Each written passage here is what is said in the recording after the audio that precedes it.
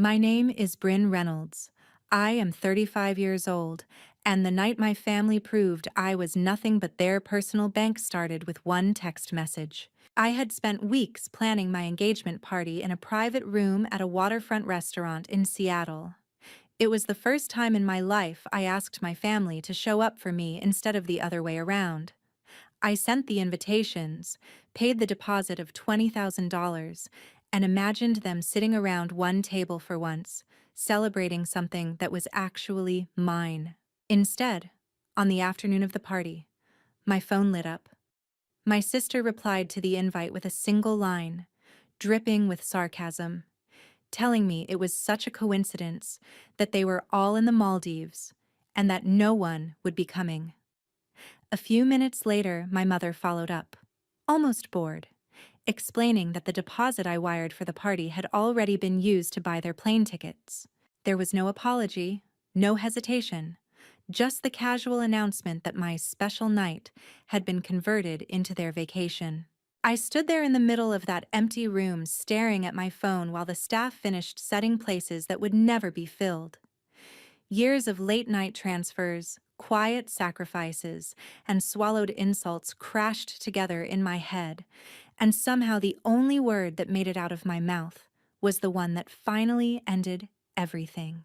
All right, before I tell you what he said, and what happened after I walked out, tell me, what time is it for you right now?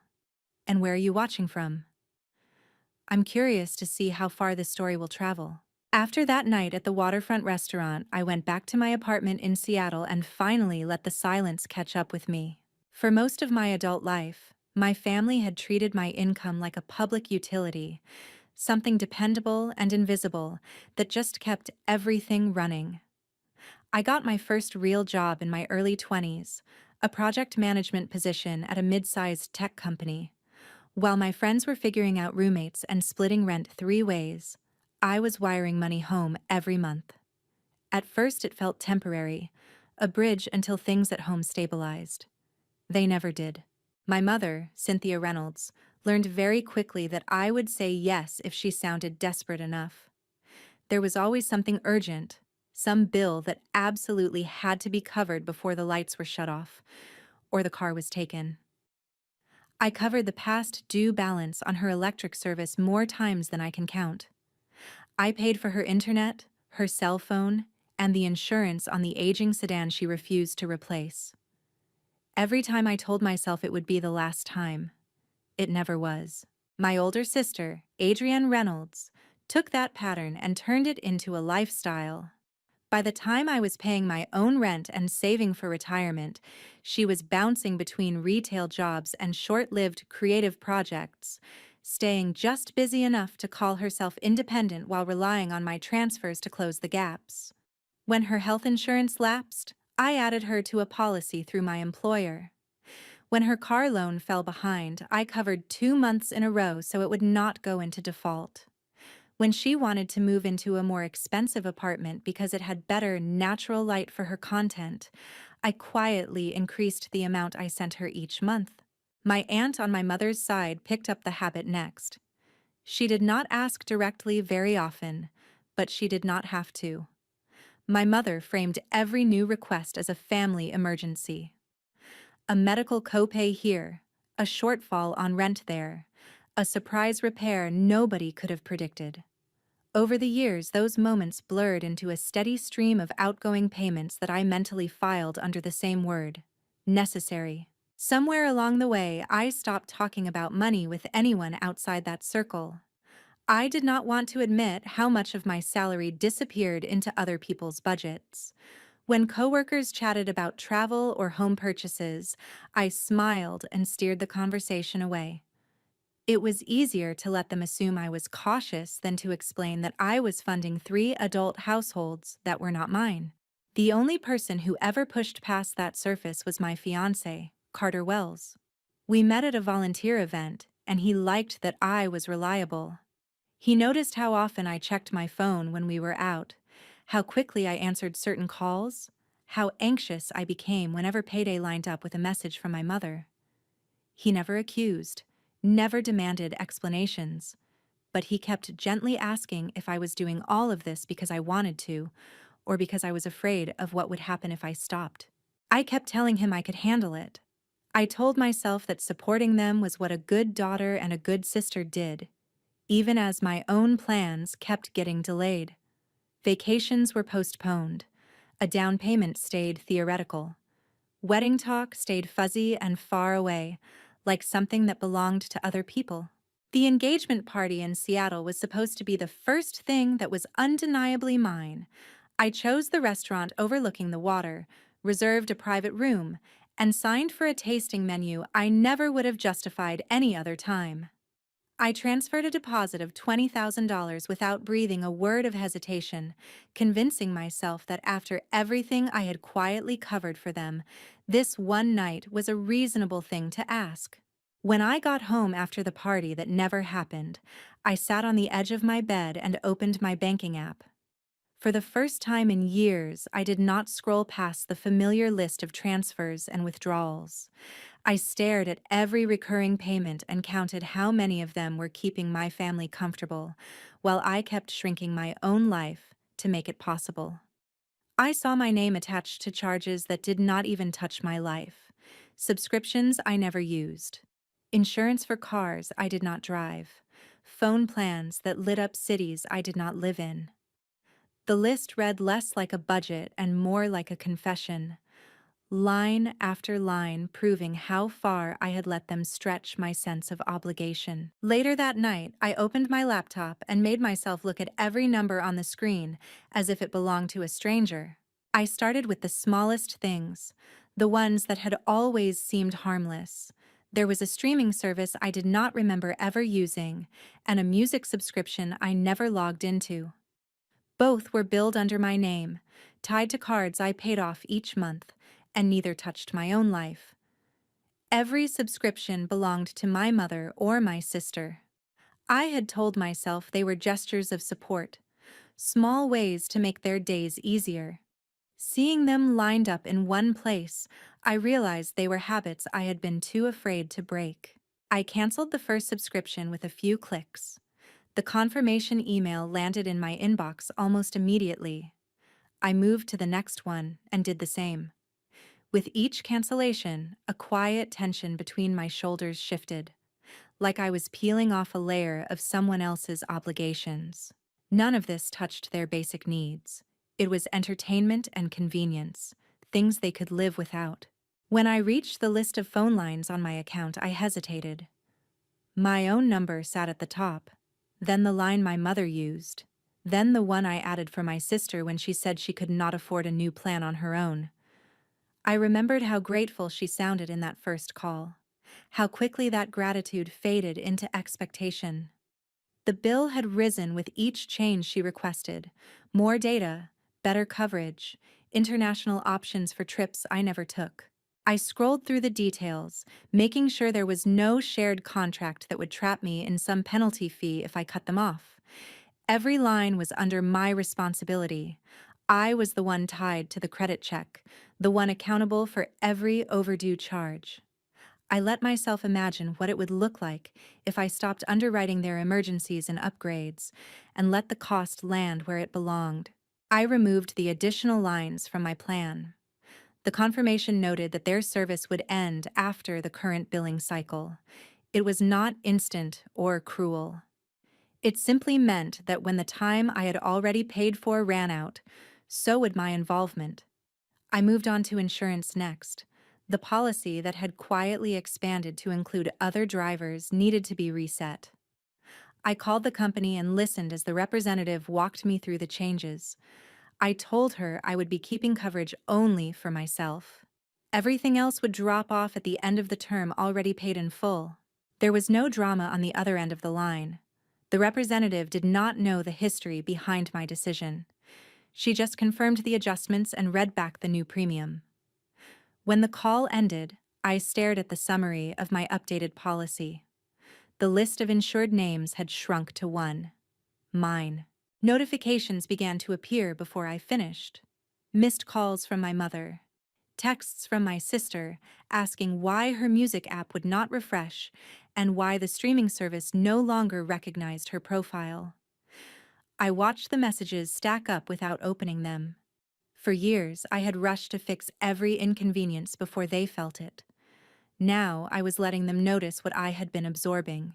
I took a breath and kept going. The automatic payments toward my mother's rent, the recurring transfer that helped cover my sister's higher-priced apartment, the money that left my account on the same day every month under vague labels we had stopped discussing long ago. I opened each one, unchecked the box that allowed it to continue, and confirmed the cancellations. I was not erasing the past payments. I was drawing a line under them.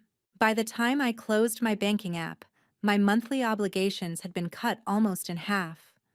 The number at the bottom of the screen was not large by any extravagant standard, but it looked unfamiliar enough that I kept checking it, waiting for some hidden deduction to appear and drag it back down.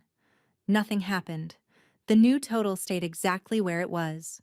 Only then did I think about calling someone other than my family. I found the contact for a friend from work, a certified public accountant who had been offering for months to look over my finances if I ever wanted a second set of eyes. His name was Lucas Finch. I sent him a short message asking if he had time to talk the next day.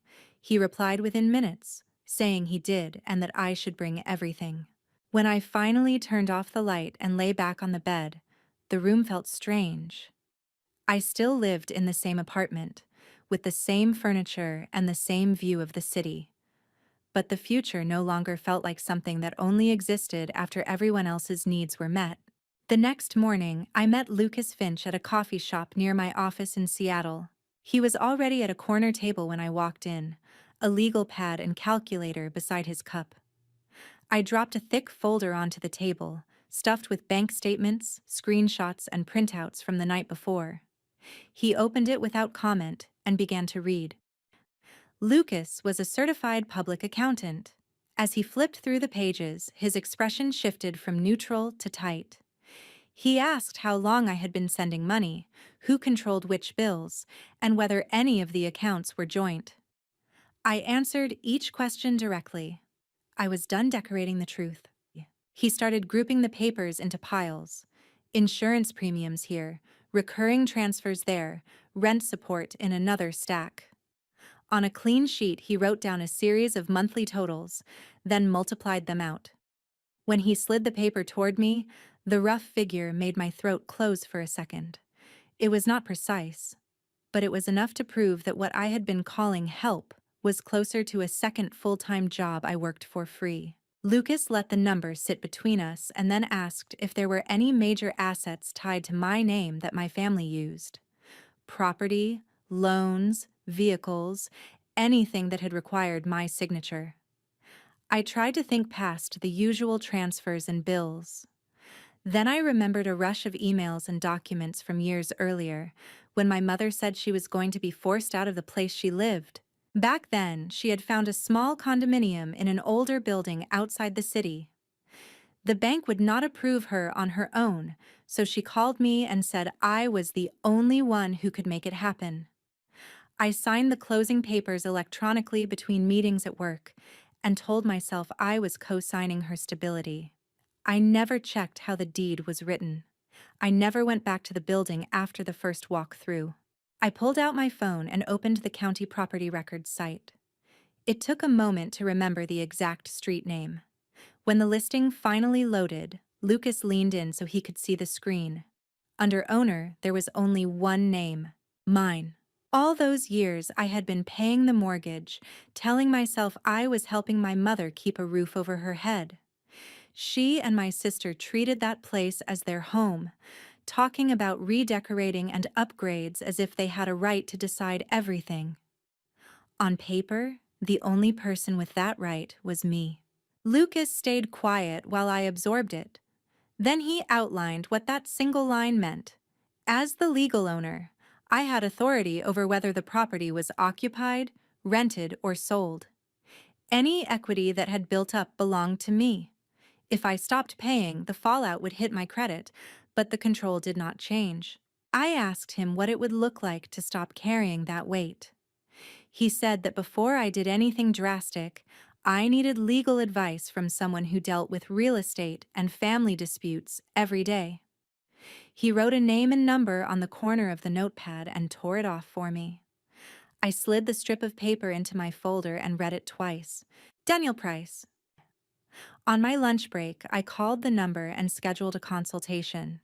The assistant on the line took down my information and the address of the condominium, then gave me a time later that week. When the day of the appointment came, I left work early and walked to the firm's office a few blocks away. I checked in at reception and sat in the waiting area with my folder on my lap, there to see what it would take to step back. Daniel Price greeted me and led me into a conference room. I spread the key documents across the table: property records, mortgage statements, and a summary of the support I had been providing. He read in silence, then explained my position in plain terms. The deed listed me as the sole owner of the condominium. My mother and sister had been living there because I allowed it, not because the law gave them any claim. As long as I followed the rules for notice and timing, I could decide what happened next. He laid out my options. I could sell the property and remove myself from the mortgage entirely. I could set a formal lease at market rate and stop pretending the payments were favors. If they refused to cooperate, there were legal steps to require them to leave. For the first time in a long time, I was hearing what my life might look like if I stopped letting guilt write all the contracts. In the days that followed, those options stopped being theoretical and turned into decisions I made. I began by putting everything in writing. On my laptop, I drafted a message to my mother and my sister, stating that I would no longer cover their monthly expenses and that the condominium they treated as theirs was legally mine. If they wanted to stay, they would need a written lease at market rate starting in the coming months, with rent due on the same date every time. If they chose not to sign, I would list the property for sale and step away from the mortgage once it closed. Before I hit send, I read the email out loud. It sounded cold, but it was clear. There were no apologies, no explanations, just dates and decisions. I sent it and watched it leave my outbox. Their reaction arrived faster than any transfer ever had. My phone lit up with calls, then with messages stacked on top of one another. I let the calls go to voicemail. Answering in the middle of that rush had never changed anything before, so I waited until the notifications slowed and opened the first thread. My mother wrote that I was abandoning her, that she could not afford rent without my income, that family did not treat each other like strangers. She did not mention the Maldives or the engagement party. In her story, none of that existed. This was me turning my back on her for no good reason. The next message came from my sister. Adrienne insisted the condominium existed because of all the sacrifices they made when I was younger. In her version of our history, I owed them this home and the money that kept it running. She called my decision petty and dramatic, said I was choosing my fiancé over my own blood, and warned that I was destroying the family over one party. I read both messages once, archived the threads, and turned back to the list of payments. The small changes showed up first. When the streaming cycle renewed, my sister's shows stopped loading. The music subscription I had canceled no longer refreshed her playlists. The extra lines on my phone plan reached the end of the paid period and went dark. The revised insurance policy renewed with only my name on it, and the premium dropped. Each change landed quietly, exactly the way the confirmation screens had promised. At the end of the month, the mortgage payment for the condominium posted as it always had. The amount leaving my account was the same, but it no longer felt like proof that I would shoulder this forever. It was one more payment on a timeline that finally had an end point.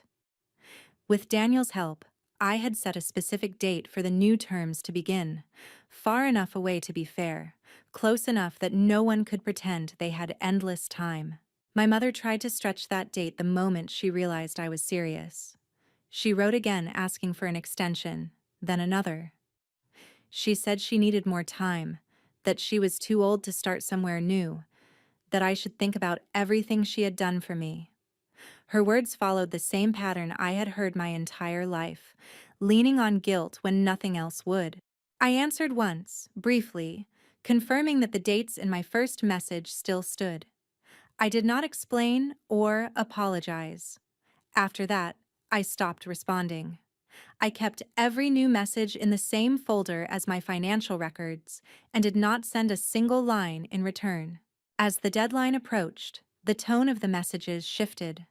The blame softened into panic. Adrienne stopped accusing and started suggesting alternatives that all sounded like different ways to keep me on the hook. Partial support, temporary arrangements, new schedules that still depended on my salary. My own days did not pause for any of it. I went to work, sat in meetings that had nothing to do with my family, and came home to an apartment that finally felt like a place I lived instead of a layover between obligations. When my salary hit my account, the balance stayed long enough for me to look at it. Instead of disappearing into other people's emergencies, it waited for me to decide what to do with it. On the night before the new terms were set to start, I printed the email I had sent and placed it at the front of the folder that held my records. The stack of paper looked ordinary on my kitchen table, but it marked the moment I stopped being a background source of money and started being the person in charge of my own.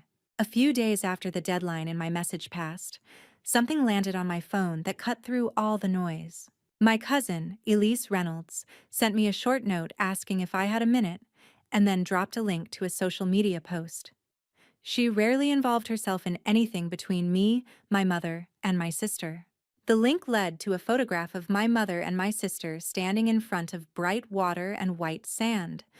They were smiling, holding drinks, dressed for a vacation I had never heard them mention before the engagement party. The caption called it a much-needed family escape to the Maldives. Elise wrote that there were more. I swiped through pictures of them on decks and terraces and in front of a resort entrance.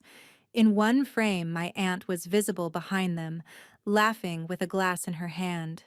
The comments were full of people telling them how happy they looked. What was missing said more than anything in the frame. There was no mention of my engagement party in Seattle, no hint that the deposit for that night had been converted into plane tickets and hotel rooms. Elise added one more line.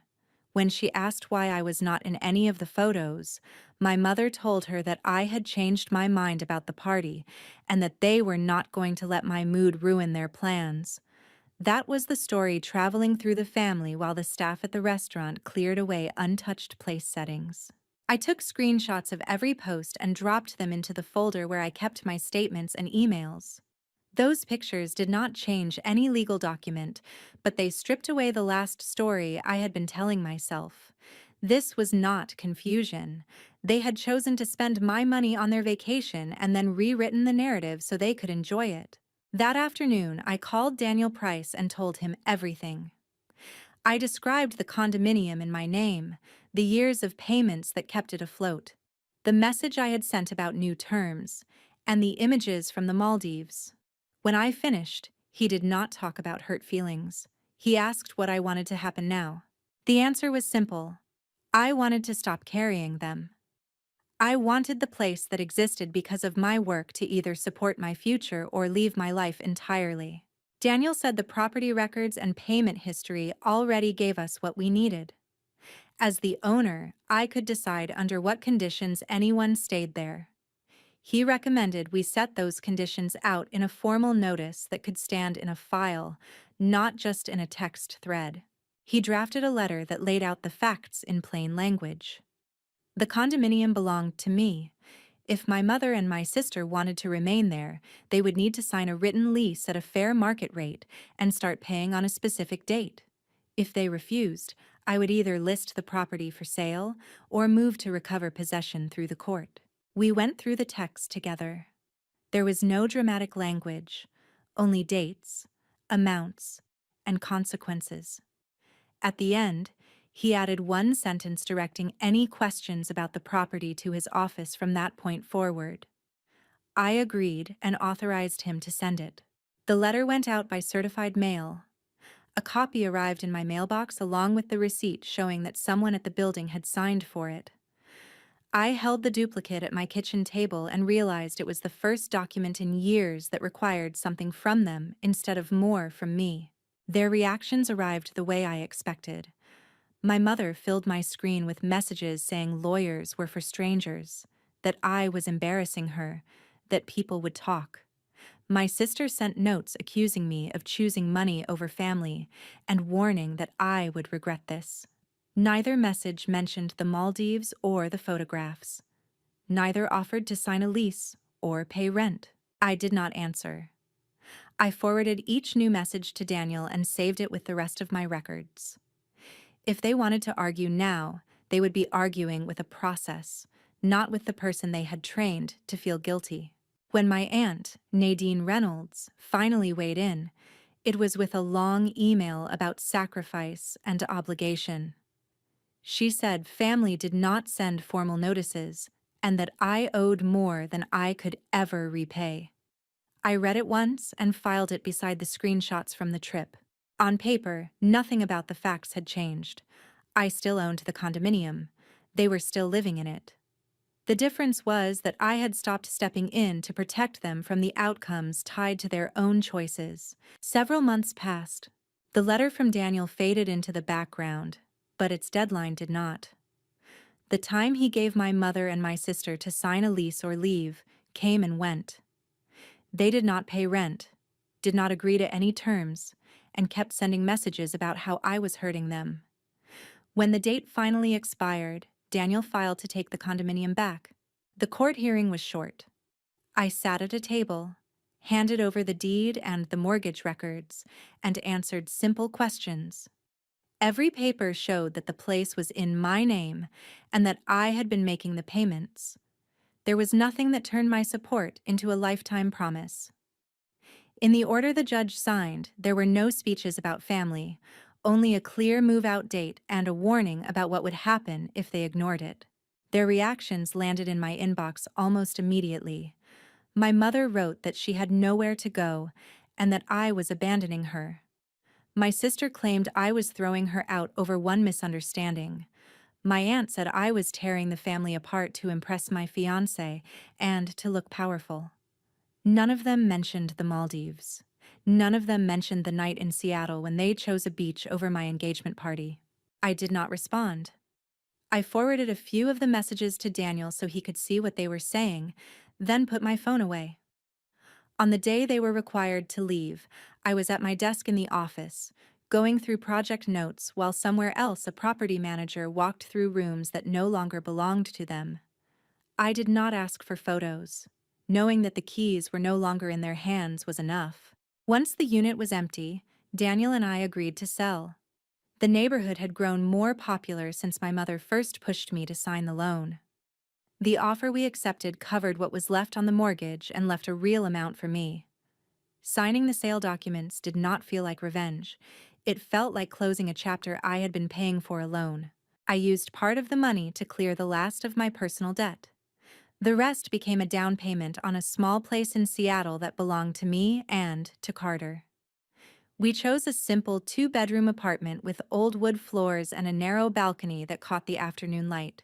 The lease had just our names on it. No extra lines, no hidden obligations. My mother, my sister, and my aunt had to figure out their own housing. Through a lease, I heard that they moved between short-term rentals and spare rooms while they learned how to qualify on their own. Landlords asked for deposits and proof of income. Utility companies wanted their names on the accounts. It was not kind or cruel. It was just how life worked when my paycheck was no longer holding everything together for them. Elise forwarded one more message my mother sent to a group of relatives. In it, my mother said I had taken her home away and that I would end up alone. Elise added a single line saying she did not agree, but thought I should see it. I thanked her and filed the email with the rest of my records. I did not send a long explanation to the family. People who wanted to know what really happened already knew how to reach me. Life after that looked ordinary from the outside, which was exactly what I needed. My paycheck stayed in my account long enough for me to plan more than a month ahead. Carter and I talked about trips we might actually take, not about vacations other people booked with money I earned. We built an emergency fund and watched it grow without wondering which relative would ask for it next. Sometimes my mind goes back to that private room at the waterfront restaurant in Seattle. For a long time, that empty night felt like proof that my family never really saw me. Now I see it as a line across my life. On one side is the woman who believed love meant paying for everyone else and hoping they would finally treat her like she mattered. On the other side is the woman who understands that belonging to a family does not mean living as their backup plan. If any part of this feels familiar, I hope you hear this clearly. You are allowed to step back from people who treat your effort like a right instead of a gift. You are allowed to set boundaries without turning into the villain in their version of the story. Saying no does not erase everything you have given. It gives you a chance to build a life that is not held together by constant sacrifice. Thank you for staying with me until the end. If this story made you think about your own boundaries or the way you show up for the people around you, I hope you take a moment after this video to ask what kind of family you are building and whether you are really part of it too.